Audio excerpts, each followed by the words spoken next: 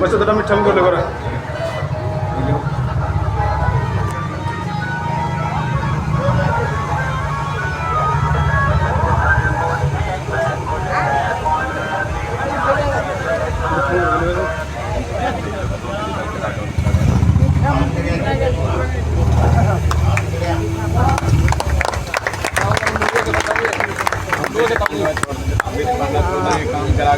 मेरा जैसे लग रहा है काम कराओ ढूंढो से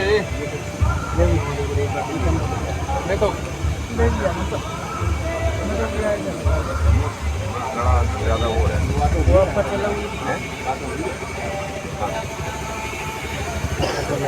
पे वोट मिल रहा हो, जिसको हर जाति में वोट मिल रहा हो, जिसको हर बिरादरी में वोट मिल रहा हो, चुनाव अंत में वही जीतता है। और आपके बेटे को हर बिरादरी का, हर गांव, हर बूथ पे आशीर्वाद मिल रहा है।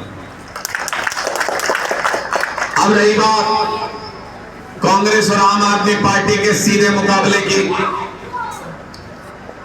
तो आपको ये चुनना है कि आप राज परिवार को चुनना चाहते हैं, एक ऐसे व्यक्ति को चुनना चाहते हैं जिसको अपने बाद अगर विधायक की टिकट किसी को लड़वानी थी तो सिर्फ अपने घर में अपना ही बेटा नजर आया, पूरे समाज में, इतने सारे गांव में, पूरी कलायत कॉन्स्टिट्यूएंसी में कोई और नजर नहीं आया, अपना ही बेटा चुनाव लड़वाना था। इनकी अपनी गरज इतनी ज्यादा है, अपने बच्चों को, अपने परिवारों को आगे बढ़ाना चाहते हैं, आपके बच्चों के बारे में नहीं सोचते। आपसे तो बस जाति के नाम पे, धर्म के नाम पे, गांव के नाम पे, गुहांड के नाम पे वोट ले लेते हैं। ये हमको भी सोचना पड़ेगा कि कब तक हम जात पात के आधार पे, गोत्र के आधार पे हम मतदान करेंगे, क्योंकि ये तो बदलना नहीं है। ये तो 5 साल बाद भी फिर आ जाएंगे वही व्यक्ति, फिर कहेंगे मैं तो आपकी जात का हूं, मैं तो आपके गोत्र का हूं, मैं तो आपके गांव का हूं, फिर वही सवाल खड़ा हो जाएगा। तो फिर हम काम कैसे कराएंगे किसी नेता से?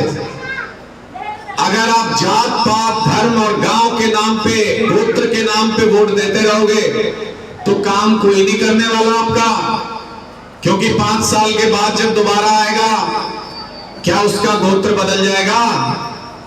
क्या उसका गांव बदल जाएगा?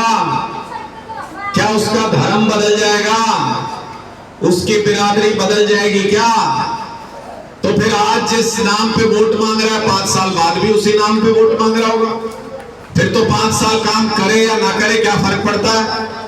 इसलिए जाति धर्म की राजनीति को छोड़ के आप लोग अगर काम की राजनीति पे वोट करना शुरू कर दोगे तो अपने आप सारी बातें सीधी हो जाएंगी। अपने एक बार प्रोग्राम तय हुआ था, बैठ जाओ सारे, बैठ जाओ सारे, आगे की तरफ आ जाओ इधर। एक बार पहले भी प्रोग्राम तय हुआ था और देर होने की वजह से मैं पिछली बार नहीं आ पाया था। उसके लिए मैं हाथ जोड़ के आप सबसे माफी मांगता हूं, लेकिन कसूर सारा मेरा भी नहीं है। प्यार इतना ज्यादा मिल रहा है, आशीर्वाद इतना ज्यादा मिल रहा है कलायत में कि जिस गांव में जाता हूं वहां से निकलने ही नहीं देते हैं। एक और चाय, एक और चाय, एक और चाय करके बहुत देर हो जाती है, लेकिन उसके बावजूद भी आप लोगों के प्रति मेरी जिम्मेदारी है कि मैं समय पे पहुंचूं। देर से मैं आया, उसके लिए मैं आपसे हाथ जोड़ के माफी चाहता हूं। इस सभा में मौजूद राम कुमार जी, वीर सिंह जी, ओम प्रकाश जी, प्रताप सिंह जी, रामेश्वर जी, कृष्ण कुमार जी, भगवान सिंह जी, पालाराम जी, सुंटाराम जी, दर्शन सिंह जी, राजेंद्र जी, मग्गी राम जी, आभिराम जी और बाकी जितने भी हमारे वरिष्ठ साथी, कुछ अलग अलग गांव से हमारे साथी साथ चल रहे हैं टीम में, उन सबका भी मैं बहुत बहुत आभार व्यक्त करता हूं। आप सबको प्रणाम करता हूं। मेरे साथियों, बुजुर्गों और हमारी माताएं बहनें भी मैं देख रहा हूं कि पीछे आप लोग इधर से थोड़ा सा हट जाओ, यहाँ से। हाँ, हमारी माताएं बहनें भी मौजूद हैं यहाँ पे, आपको भी प्रणाम करता हूं जी। ये चुनाव, जैसा अभी ताऊ जी ने कहा कि ये चुनाव सिर्फ विधायक चुनने का चुनाव नहीं है। इस बार कलायत से ये तय होने जा रहा है कि हरियाणा में आने वाली राजनीति कलायत से चलेगी कि नहीं चलेगी, ये तय करना है आप लोगों को। जब हमने चुनाव लड़ना शुरू किया था तो ये कह रहे थे कोई चुनाव मैदान में कई सारे खिलाड़ी हैं, कई सारे नेता हैं, आम आदमी पार्टी पहली बार चुनाव लड़ रही है, क्या होगा, त्रिकोणीय मुकाबला होगा, चार कोणीय मुकाबला होगा, 5 लोगों के बीच में मुकाबला होगा।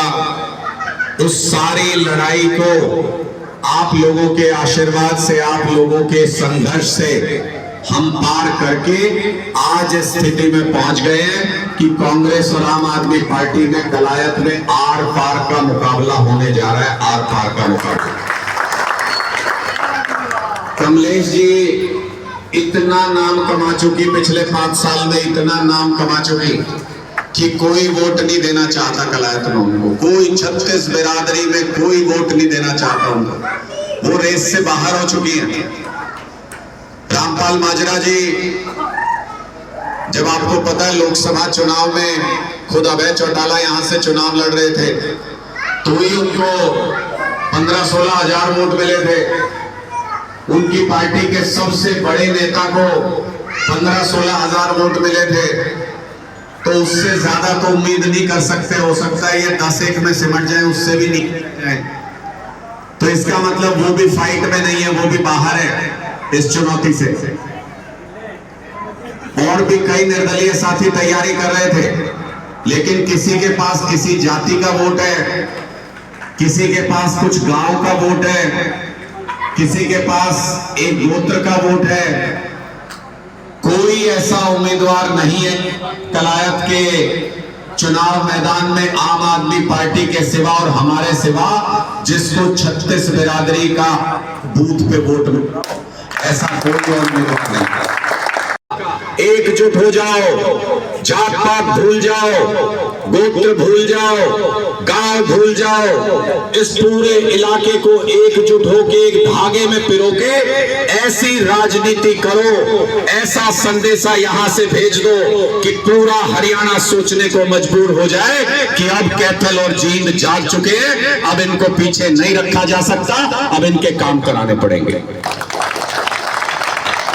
मैं आपसे पूछना चाहता हूं, ये तो आप सबको पता है कि आम आदमी पार्टी अच्छी है, ये भी आप सबको पता है कि आम आदमी पार्टी अच्छे काम कराती है। ऐसे ही नहीं कह रहा, आप लोगों से जब बात करता हूं अकेले अकेले तो आप सब कहते हो कि जी पार्टी तो आपकी बहुत अच्छी है, नेता भी आपका बहुत अच्छा है, काम भी आप लोग खूब कराते हो, लेकिन नई पार्टी है। मैं आपसे पूछना चाहता हूं, जब आपको कोई दान देना होता है तो मंदिर में देते हो कि बूचड़ खाने में देते हो? मंदिर में दान देते हो कि बूचड़ खाने में देते हो? मंदिर में देते हो ना। क्यों देते हो मंदिर में? क्योंकि मंदिर अच्छी जगह है और बूचड़ खाना खराब जगह है, इसलिए मंदिर में दान देते हैं। तो फिर जब आपको पता है कि राजनीति में आम आदमी पार्टी अच्छी जगह है और दूसरी खराब जगह है, तो अपना वोट अच्छी जगह पे दो ना। आपको क्या मतलब, क्या फल मिलेगा, क्या नहीं मिलेगा? आप तो अपना वोट अच्छी जगह दो। आप थोड़ी ये देखते हो कि बूचड़ खाने से कमाई ज्यादा हो रही है तो मैं उधर दान दे देता हूं, मंदिर में तो मैं पैसा दे दूंगा, दान दे दूंगा, तो उससे मुझे क्या फायदा होगा? कभी सोची है ये बात आपने? बिना फल की चिंता किए आप अच्छी जगह पे दान देते हो। इसी तरीके से इस बार जब मतदान करने जाओ, ये भी दान है, इसीलिए इसका नाम है मतदान।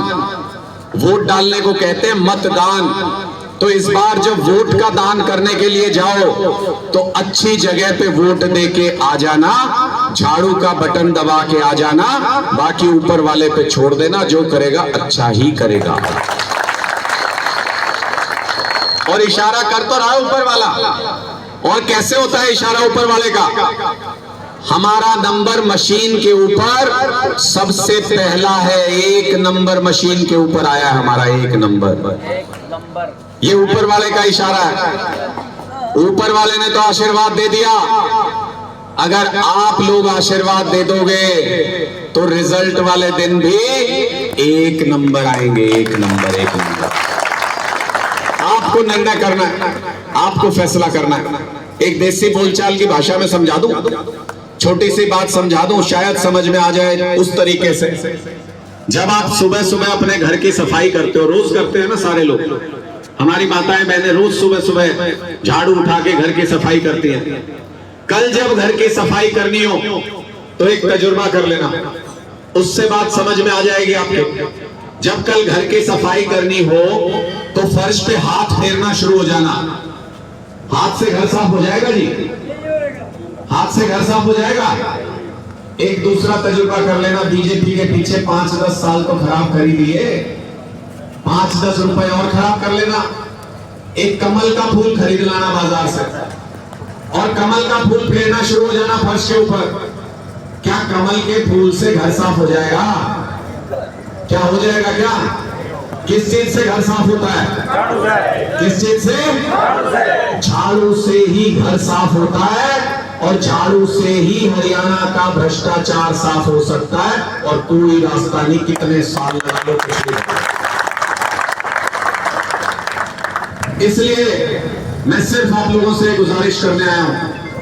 इन लोगों को आपने कई मौके दे लिए, कई मौके इन लोगों को दे लिए। 10-10 चुनाव लड़ लिए कुछ लोग, तो आपने उनको बार वोट दिया है, कई मौके दिए, लेकिन हमारा कोई काम नहीं हुआ। आप मुझे बता दो, एक पत्रकार मेरे से पूछ रहा था, बोले जी कलायत की समस्याएं बताओ क्या क्या है। मैंने कहा भाई अब शुरू हो गया तो सवेरा निकल जाएगा, इतनी समस्याएं कलायत में, 0 से शुरू करना पड़ेगा।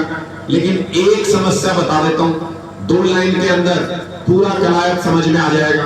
बोले जी 2 लाइन में कैसे बता दोगे? मैंने कहा सुनो, गंदे पानी के गांव से बाहर जाने का इंतजाम नहीं है और पीने के पानी के घर तक आने का इंतजाम नहीं है। ये है पूरा कलायत, और कुछ नहीं है इसके अलावा। पूरे कलायत की ये हालत है। गंदा पानी बाहर नहीं जाता, पीने का पानी घर तक नहीं आता। दुनिया चांद पे पहुंच गई, हम नाली की लड़ाई लड़ रहे हैं अभी तक। अरे कब इस नाली की लड़ाई से बाहर निकलोगे? अपने बच्चों के रोजगार के बारे में, भविष्य के बारे में सोचोगे तो इस बार अपने बच्चों के भविष्य के बारे में सोच के वोट करना। जब मशीन पे जाके खड़े होते हो ना, कोई जल्दी नहीं है। 5 साल में एक बार मौका आता है, 5 साल में। और आप क्या करते हो? किसी ने बता रखा है कि फलाने को वोट डालना है, इसको वोट डालना है, खुद अपना नहीं सोचते। हम 1 मिनट भी दिमाग नहीं लगाते, जल्दी से जाएंगे मशीन के पास और दबा के आगे बटन। फिर 5 साल तक पूछते रहते हो, ये तो काम नहीं करता, ये तो आपका, ये तो अच्छे बुरे में कभी घर नहीं आया, इसने तो कभी कार्यकर्ता का ध्यान ही नहीं रखा। फिर 5 साल बाद जब चुनाव आता है, फिर वही जल्दबाजी। इस बार जब मशीन के सामने खड़े हो, जल्दबाजी मत करना। 10 सेकेंड के लिए अपनी आंख बंद करना और ये सोचना कि जो मैं बटन दबाने जा रहा हूं या दबाने जा रही हूं, उससे मेरे बच्चों का नसीब तय होना है। उसके बाद जब आप आंख खोल के वोट डालोगे, मैं गारंटी दे सकता हूं आपको, झाड़ू के निशान के अलावा आपकी उंगली कहीं और जा ही नहीं सकती।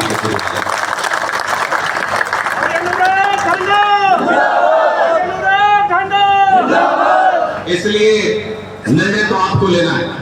मैं तो बस इतना कर सकता हूं, ये जितने लोगों को आपने इतनी बार मौका दे दिया, मैं आपके बीच में पहली बार हाथ जोड़ के, झोली फैला के, सर झुका के एक मौका मांगने के लिए आया हूं। आप ही का बच्चा हूं, आप ही का बेटा हूं, कुछ करना चाहता हूं, अपने लिए नहीं, आपके बच्चों के लिए, आपके भविष्य के लिए कुछ करना चाहता हूं। सिर्फ एक मौका दे दो, एक मौका, आपको भी पता चलेगा कि काम कैसे होता है और क्या होता है। आज तक तो आपको पता ही नहीं कि काम क्या होता है। और जब मैं आपसे एक मौका मांग रहा हूं तो साथ ही अधिकार भी देके जा रहा हूं। इस भरी पंचायत में, इस पूरी मीटिंग में आपको यह अधिकार देके जा रहा हूं, अगर अगले 5 साल तक 24 घंटे दिन रात अगर आपकी सेवा में नहीं रहा, आपके काम नहीं कराए, तो अगली बार जब आऊं तो जूत मार के गांव से बाहर निकाल देना, यह अधिकार देगा। क्योंकि हम कर सकते हैं, ये विश्वास आता है यहां से, क्योंकि हम कर सकते हैं, हमको करना आता है। हमने दिल्ली में किया है, हमने पंजाब में किया है, हम यहां भी कर सकते हैं, हमको करना आता है। हम मजबूरी की राजनीति नहीं कर रहे। ये जितने नेता हैं, इनके बच्चे जब नेता बनते हैं तो और कोई काम नहीं कर सकते। राजनीति क्यों करनी होती है? मजबूरी है इनकी राजनीति करना, मजबूरी। क्या मजबूरी है? कुछ और आता ही नहीं। बाप दादा से सिर्फ राजनीति सीखी है, राजनीति करते हैं। आप सोच के देख लो, बाकी जो भी 2-4 कैंडिडेट हैं, आप एक बार उसका चेहरा सोच के देखो और ये सोच के देखो, अगर वो राजनीति ना कर रहे हो तो क्या करेंगे?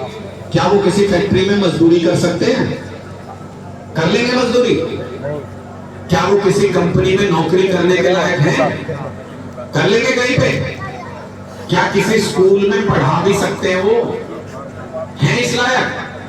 पढ़ा लेंगे, इतने पढ़े लिखे हैं? कुछ नहीं कर सकते। इसके अलावा बाप दादा ने पैसा कमा के दिया है, राजनीति की है, उसी को अब आगे बढ़ाना चाहते हैं। मजबूरी में राजनीति कर रहे हैं। हम मजबूरी में राजनीति नहीं कर रहे। मैं मजबूरी में राजनीति नहीं कर रहा। जितनी विधायक की तनख्वाह होती है उससे कई गुना सैलरी, अपनी कई गुना तनख्वाह छोड़ के आया हूं, अपनी नौकरी छोड़ के आया हूं। मर्जी से राजनीति करने आया हूं। ये तय किया कि हरियाणा के भविष्य के लिए लड़ाई लड़ेंगे, हरियाणा के बच्चों के लिए, युवाओं के लिए लड़ाई लड़ेंगे और अपना सब कुछ छोड़ के राजनीति करने। इंजीनियर हूं, इंटरनेशनल कंपनी में नौकरी की है। उसके बाद 15-20 साल तक जितने बड़े चैनलों के नाम आप जानते हो, आज तक, जी न्यूज, न्यूज 18 इंडिया, सब पे काम करके आया हूं। नेशनल लेवल पे पूरे देश के हर प्रदेश में काम करके आया हूं। अनुभव है, खा सकता हूं। मेरा घर नहीं चलता राजनीति से, इसलिए अपनी मर्जी से सब कुछ छोड़ के आया हूं आपकी सेवा करने के लिए। और मर्जी और मजबूरी का फर्क समझते हो? मर्जी और मजबूरी का फर्क समझते हो? जब कोई काम मजबूरी में किया जाता है तो बेमन से करते हैं, मन नहीं लगता उस काम में, फिर वो फलता भी नहीं है वो काम कभी। लेकिन अगर मर्जी से कोई काम कर रहे हो आप, तो दिन रात करते हो, उछल उछल के करते हो, खुश होके करते हो, और फिर वो फलता भी है, उसमें मन लगता है। मर्जी की राजनीति को चुनो, मर्जी की राजनीति। आम आदमी पार्टी के नेताओं का गिनवा ऊपर से लेकर नीचे तक। अरविंद केजरीवाल कमिश्नर की नौकरी छोड़ के आए, सौरभ भारद्वाज मैनेजमेंट की नौकरी छोड़ के आए, आतिशी सिंह अपना अमेरिका में जमा जमाया बिजनेस छोड़ के आई है, मनीष सिसोदिया पत्रकार की नौकरी छोड़ के आए हैं, संदीप पाठक आईआईटी के प्रोफेसर होते थे, नौकरी छोड़ के आए हैं। किसी को उठा के देख लो, पूरे आम आदमी पार्टी के अंदर सब अपना बसा बसाया, जमा जमाया काम छोड़ के राजनीति में आए हैं, क्योंकि आपके लिए कुछ करना चाहते हैं, कुछ बदलना चाहते हैं। पर मौका तो आपको देना है, मैंने आपको करना है। मेरा तो घर चल, मैं खा लूंगा, मुझे आता है सब कुछ। मेरा घर अच्छे से चल रहा था, लाखों रुपए तनख्वाह लेता था, मैं तो फिर भी कमा खा लूंगा। ये सोच लेना कि आपके बच्चों के लिए लड़ाई लड़ने वाला कोई नहीं बचेगा अगर सही निर्णय नहीं लोगे तो। इसलिए इस बार 1 नंबर पे झाड़ू का बटन दबा के आ जाना। और मैं खास तौर पे हमारी माताएं बहनें सुन रही हैं, मैं आपको ये कहना चाहता हूं, इन लोगों के ऊपर तो कुछ दबाव भी हो सकता है, ये बाहर 100 लोगों से मिलते हैं।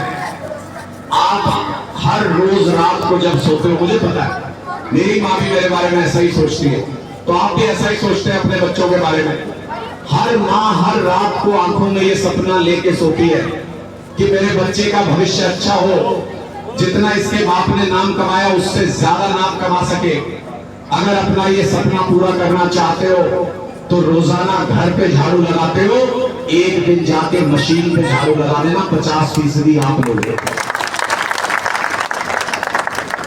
और अगर आप भी अपने बच्चों से नजर मिला के बात करना चाहते हो, आपको आज लगता है कि क्या फर्क पड़ता है, कुछ भी कर लो, कुछ भी निर्णय ले लो, जब आपके बच्चे बड़े होंगे ना तब आपसे आंख में आंख डाल के ये सवाल पूछेंगे, जब पूरा हिंदुस्तान बदल रहा था, जब पंजाब बदल गया, जब दिल्ली बदल गया, तो पिताजी दादाजी आप लोग क्या कर रहे थे?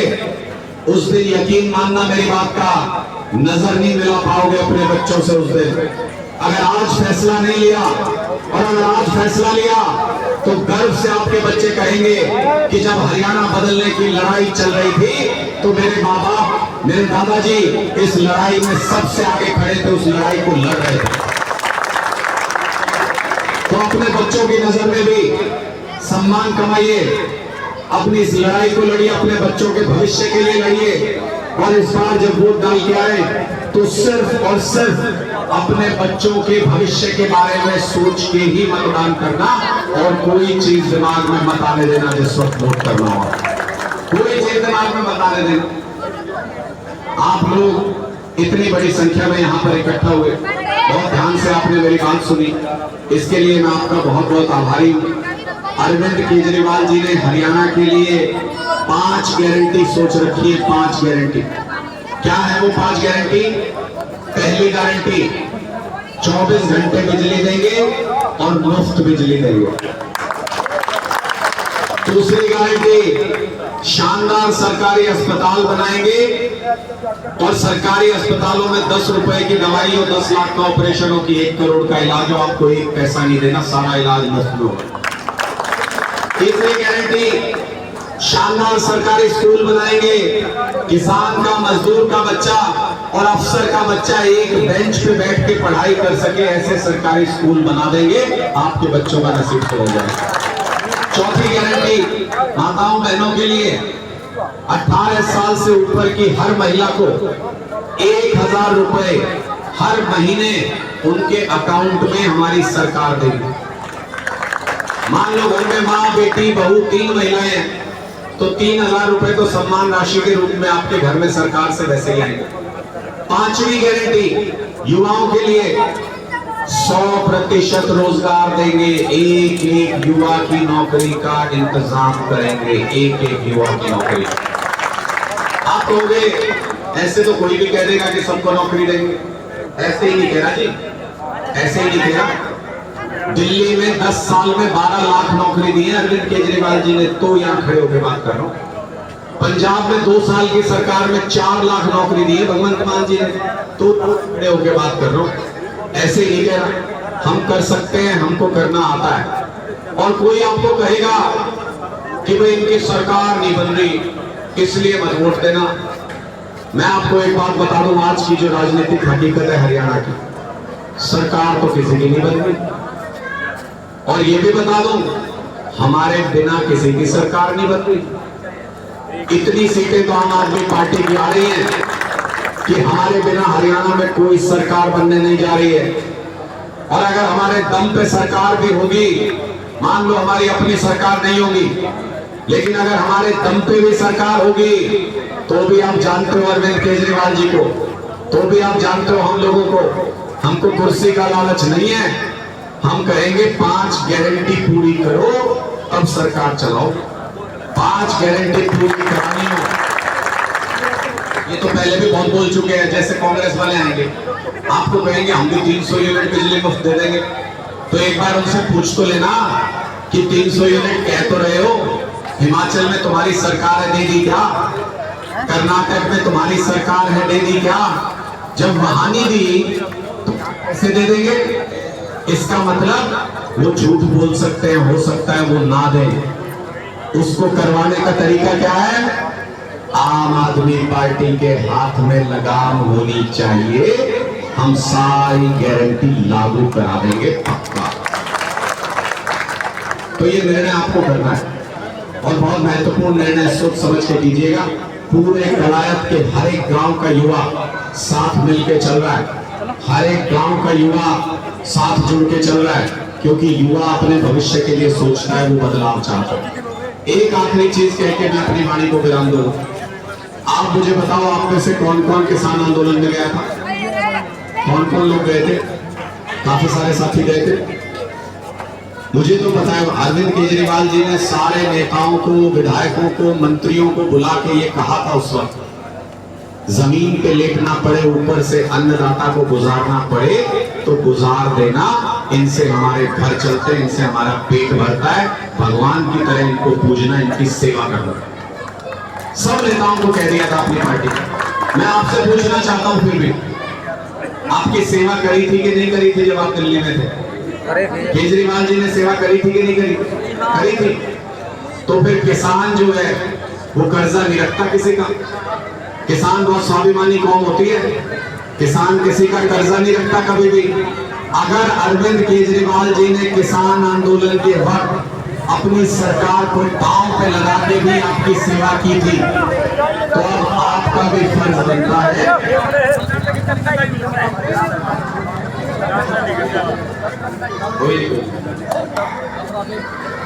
अगर केजरीवाल जी ने उस वक्त आपकी सेवा की थी, अपनी सरकार पांव पे लगा के, तो आज हमारा भी फर्ज बनता है, केजरीवाल जी जब यहाँ उनकी पार्टी चुनाव लड़ने, तो उस कर्ज को समाया करके लौटा देना, समाया करके लौटा देना।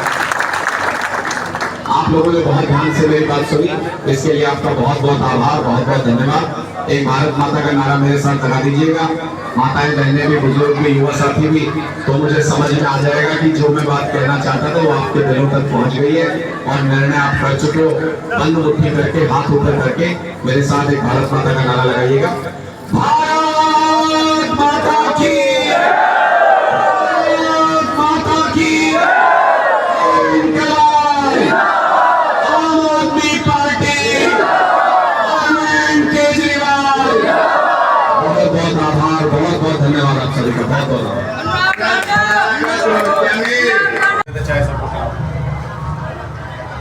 बच्चा थोड़ा मिठा कर ले।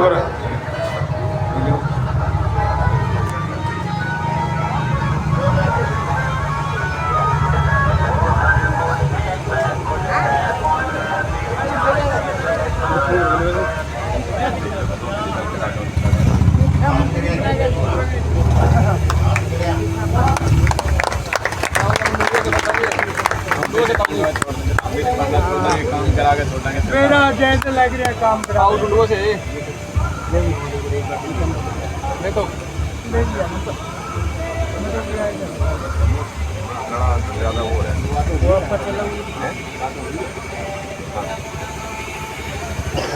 बूथ पे वोट मिल रहा हो, जिसको हर जाति में वोट मिल रहा हो, जिसको हर बिरादरी में वोट मिल रहा हो, चुनाव अंत में वही जीतता है। और आपके बेटे को हर बिरादरी का, हर गांव, हर बूथ पे आशीर्वाद मिल रहा।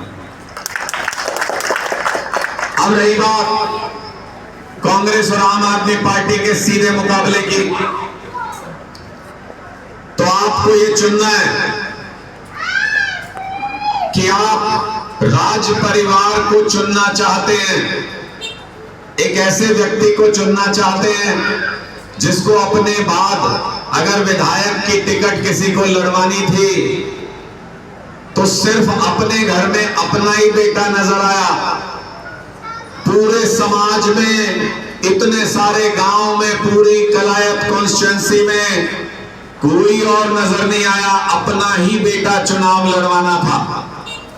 इनकी अपनी गरज इतनी ज्यादा है, अपने बच्चों को, अपने परिवारों को आगे बढ़ाना चाहते हैं, आपके बच्चों के बारे में नहीं सोचते। आपसे तो बस जाति के नाम पे, धर्म के नाम पे, गांव के नाम पे, गुहांड के नाम पे वोट ले लेते हैं।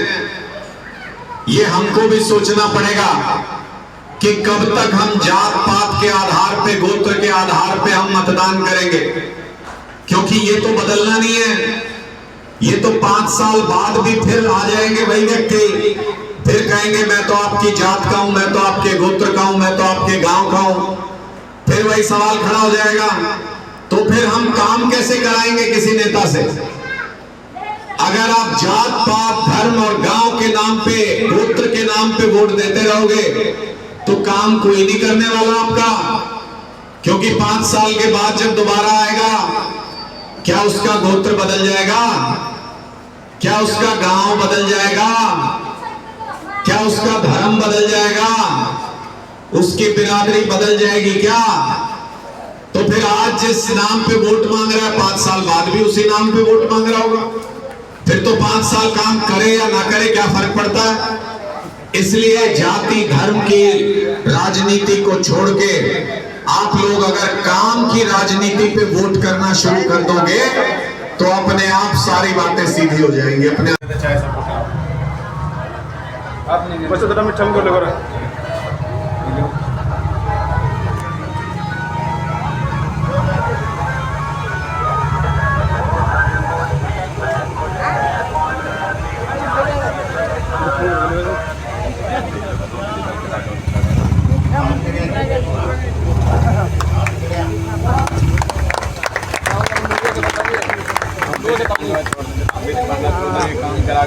मेरा जैसे लग रहा है काम कराओ ढूंढो से मैं तो ज्यादा हो रहा है।